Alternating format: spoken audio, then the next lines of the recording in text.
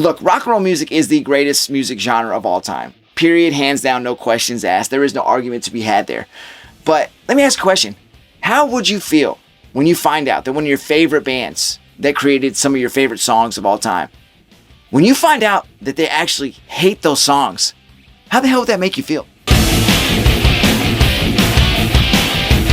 What is going on, everybody? Welcome back, music lovers, especially my rock music lovers. That's right, welcome back for another one. This one's pretty cool because let me ask you a question, man. We all go to work, and I guarantee you go to work, there's things you probably do every single day. They're so repetitive. Eventually, you're going to grow to absolutely hate them. It's work, right? But if you can enjoy most things out of the day, that makes your job okay then, right? If you absolutely hate your job, period, well, that kind of sucks.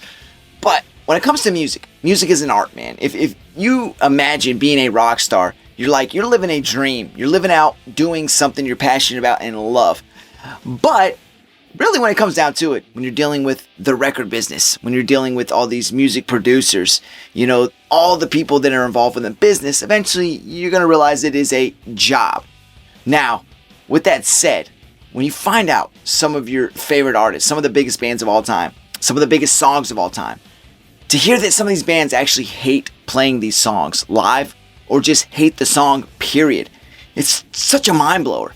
But hey, that's the reality. Those things do exist. And today in this video, we are going to talk about some of the biggest bands and biggest songs of all time, where the band actually hates the song in question. First song we're going to talk about is by one of the biggest bands from the 90s, and a band that was actually short-lived.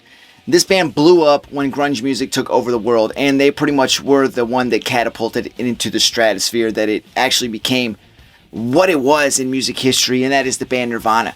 And the song is Smells Like Teen Spirit. Smells Like Teen Spirit is one of the greatest songs of all time. Rock songs. Well, songs, period. I mean, that song just absolutely took the world by storm, and we know what it did. The grunge era was in full effect, and all these other bands could just do their thing. You know, come out, this new style of music that took over the world, thanks to Nirvana and Smells Like Teen Spirit. Well, the entire album, never mind, but Smells Like Teen Spirit was the song that did it. But this song eventually disappeared off Nirvana's set list. I mean, you had Kurt Cobain in an interview saying that when he was playing Smells Like Teen Spirit live, it was so hard to get through the song, and he just wanted to grab his guitar, throw it on the ground, and walk off stage. That is absolutely insane. Knowing that as a fan, when you hear that song, and we've all heard it so many damn times, and when you hear a song so many times, sometimes it gets old to where you don't want to hear it for a while. Eventually, you'll work your way back around to it. For me, that's what Smells Like Teen Spirit is.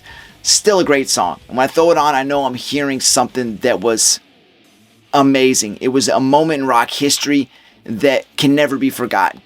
But to know that Nirvana, Kurt Cobain, and the guys got to a point where the song was played so much that they absolutely despised it is absolutely insane. And that's why we have to put that on this list. Next song we are going to talk about is the song Rainbow in the Dark by Dio. Now, Ronnie James Dio is one of the greatest rock and roll singers of all time. That dude had a voice and he could belt. And when you hear like songs like Rainbow in the Dark, you really kind of just take this time warp back into the 80s and what the mainstream metal was sounding like at that time. I respect that decade so much. So much amazing rock music came from the 80s. And it's easy to throw it on people that really don't listen to rock, and they'll just say, that's an older song. It sounds like it's old, right? Well, maybe it is an older song now, but you got to really listen to it to respect it and acknowledge that it is such great, beautiful music. Rainbow in the Dark was one of those songs. But Ronnie James Dio got to a point where he didn't like that song. There was a point that, well, people say that he actually got a hold of the master tapes of that and wanted to destroy them. He said to him that song was so poppy. He just did not like the song. He absolutely hated it. He hated it in the context that it wasn't what he was going for when he was doing the album Holy Diver. He had a different idea in mind for that album, what he wanted it to sound like and what he wanted the songs to be. Obviously, that song had to be a push by the record label. You know, these bands get told, hey, we want a song like this. Can you create that? They'll create the song, and obviously it's coming from their genius. But like you say, if you're doing it to cater to somebody, it might not be as authentic as what you're doing with the rest of the album. In this case, that's what that was for Rainbow in the Dark. You wouldn't think that. It's one of the greatest rock songs from the 80s. It's an awesome. And Ronnie James Dio's voice is in full effect through that song. The keyboard parts of that song are just absolutely awesome. The keyboard in the 80s was one of the greatest things. But to know that Ronnie James Dio actually hated that song, it really blows your mind, right? I mean, that's absolutely crazy. But you know what?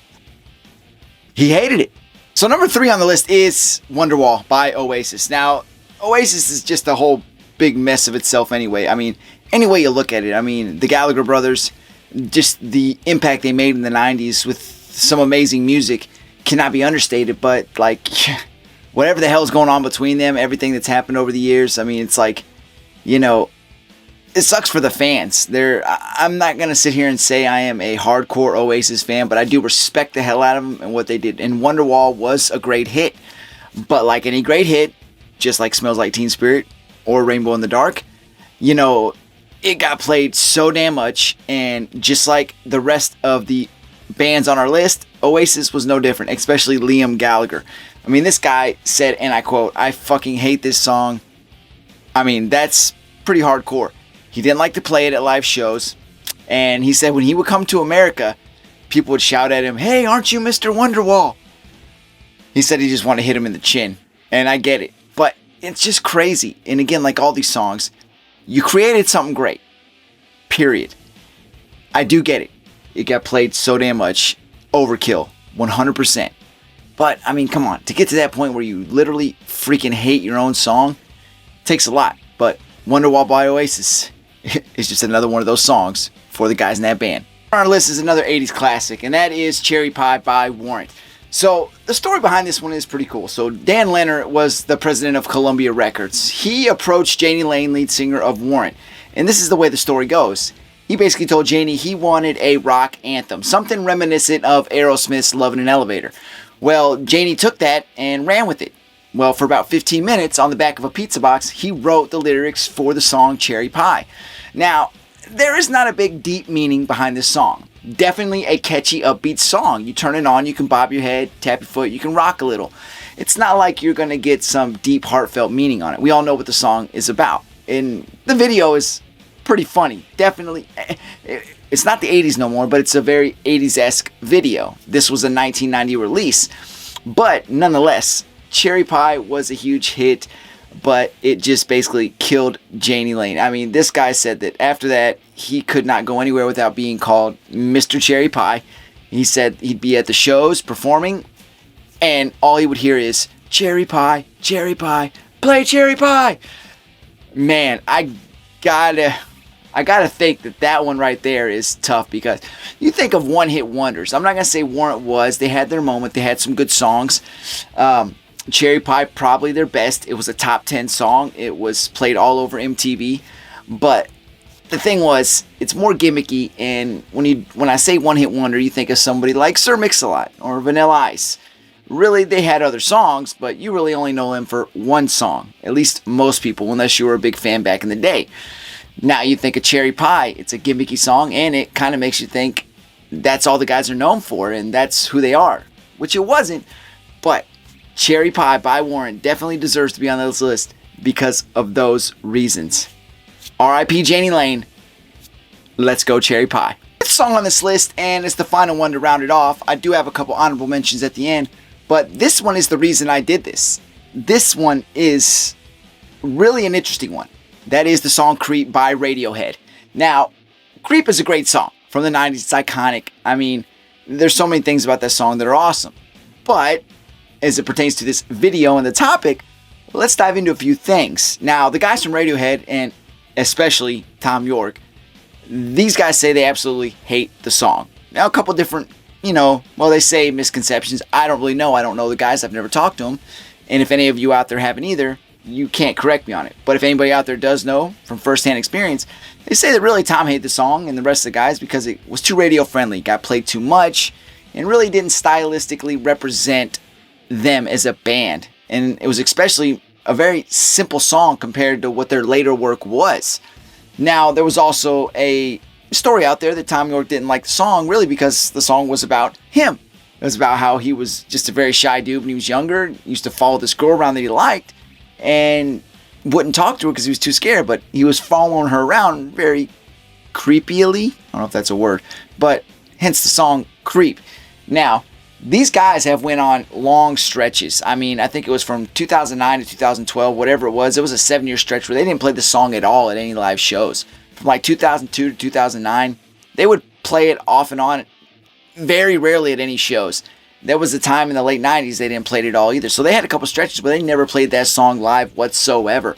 Now, for example, my wife, she is from Mexico. Now, growing up in the small town, she did the music from the States that she would hear. That's some popular stuff that she kind of latched onto and she still listens to because, well, memories. That's what music does. And Radiohead's Creep is one that she likes. Now, she doesn't know any of the band's work besides that. Now, I've heard her listening to it before in the past, and I said to her, I kind of explained to her who the band was, what style of music they do. I let her listen to some other songs. She didn't like any of them. She just likes Creep.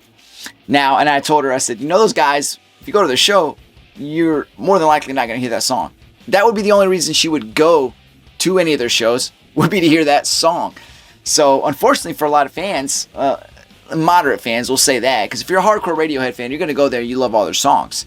You're not going there to hear Creep. You probably could care less about it, just like the guys in the band, because they got other work that's more aligned toward who they are. And that's usually, as fans, who we are with the band. The work that's more meaningful to them is usually more meaningful to us. It's not just the big hits, the radio-friendly stuff. But for fans that just love the radio stuff, you're not going to hear that song more than likely at their show. And I completely get it. The song was overplayed just like the rest of the songs on this list. I mean, it's got to be a tough feeling to be in a band. You put all your heart and soul into writing songs, and then you run into one of these. And man, I could just imagine how these guys feel when they're in that situation. A few more that I'll mention right now. One is Led Zeppelin's Stairway to Heaven. Obviously an iconic song. For me, it's like completely equivalent to Freebird. Those two songs from the 70s, Freebird and Stairway to Heaven, are so iconic. Are just songs that can be used in so many ways. They're used in film. They're used in, funerals. They're used in so many different ways. They're just such iconic songs. But I get it why the guys from Led Zeppelin got to a point where Stairway to Heaven was one of those songs they did not want to play. They didn't want nothing to do with it. They just wanted to be away from it. But they definitely wrote a gem. Another one is the Beastie Boys' Fight for Your Right. A badass song. I mean, badass. I mean, the Beastie Boys, they put themselves on another level when they released it. Awesome music video.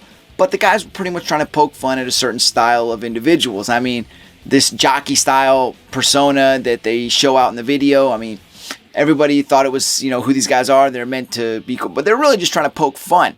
And really, they said that they kind of eventually turned into what they were trying to poke fun at in the video. But it was one of those, again, played so much, still played so much to this day. A badass track. But again, for the Beastie Boys, it's one of those songs they'd rather just get away from. And last but not least, another one is REM's Shiny Happy People. Now, this is an interesting song, but when you talk about Michael Stipe, he said that he just wanted to get away from that song. He said it was really, there was no depth to the lyrics, which there was, and it just seemed like obviously you listen to it, and even if you watch the video, it's just like it was meant to just be a little catchy tune. Don't know what the point was. I don't even think the guys from REM knew what the point was. They wrote it, and they don't like it. And I get it. He said, Michael Stipe even said it was more like a children's song, which it kind of is. And they didn't even want it to be put on their 2023 greatest hits record. So that kind of shows how they feel about it. So any of these songs on this, any of these bands, totally get it. And most of them, the song was just so popular, it was just played so much. You take, for example, Dio's Rainbow in the Dark. That one was just where, the guys in the band, they just didn't like it. It wasn't really them.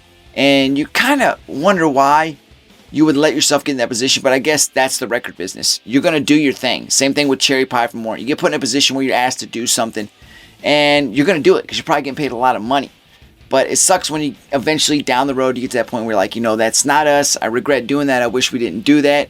Even though the masses probably love it, inside, it's not you. And I completely get that.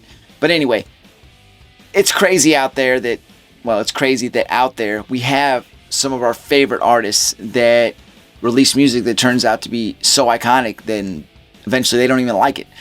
But that's just the way things go sometimes. But anyway, I appreciate you watching. Thank you. Go out there, take care of your friends and family. Do something amazing. Do whatever feels natural. Do what feels right. In the end, if you end up hating something you do, it's okay. But as long as you stay on course and do what you want to do in life and swing big, swing for the fences.